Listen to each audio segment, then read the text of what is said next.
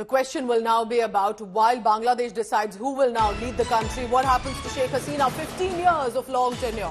Recently won a fourth term, a record term for Bangladesh to be leading. And the woman, in fact, the Prime Minister who was leading the country barely 2 days ago has had to flee in a chopper. According to, we are told, a report from Dhaka Tribune, we are told that she's possibly not heading to UK right away. And I want to bring in India Today's Foreign Affairs editor on this. Geeta, this will be a speculation because while there have been many politicians who have decided to be in exile in the UK, Sheikh Hasina was expected to be. But what's happening now? Can we say she's in India, safe in India, possibly for a long time, will be here in the country? Well, we do not know whether she's going to continue in India for a very long time, but because her son, who spoke with us and has been speaking to media across various networks across the world, has said that she will travel to various countries where her grandchildren and her children are, but no specific country mentioned. What is important over here to note is that while there was a lot of news and information on London being her final destination, yesterday the statement by Foreign Secretary David Lammy was quite telling.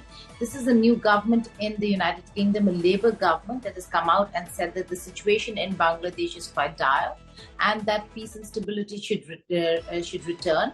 But the statement also says that the UK expects a UN-led investigation into all that has happened in the past few weeks, which means they are in fact holding Sheikh Hasina responsible for what has happened in the past few weeks, not to do with one particular incident or how things have got out of control.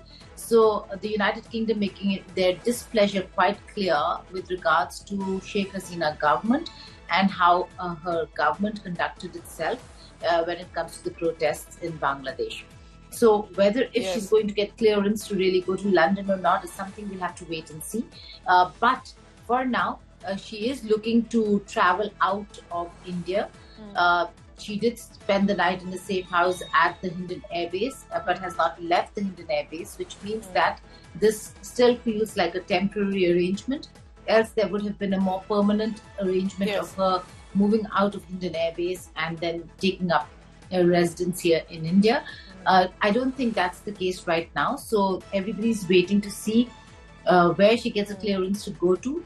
And then in all probability, this is absolutely historic.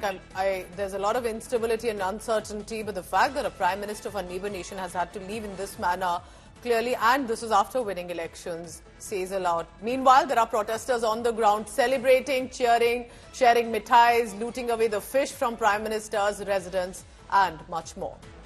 So just to tell you a background, if you're tuning in and still wondering what exactly happened yesterday evening in Bangladesh, former Bangladesh Prime Minister now, Sheikh Hasina, had to leave Dhaka within 45 minutes, ordered by Bangladesh Army.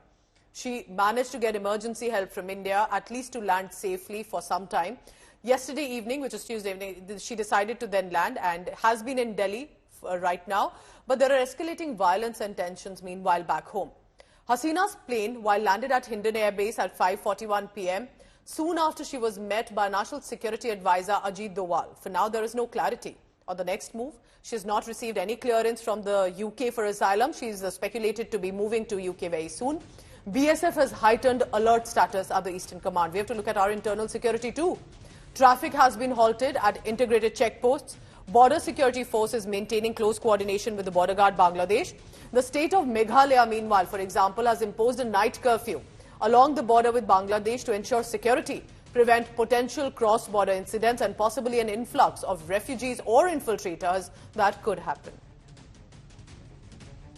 Amid all of this, remember, it's as much about what next for Bangladesh as about what next for Sheikh Hasina's family legacy. She's the daughter of Mujibur Rahman.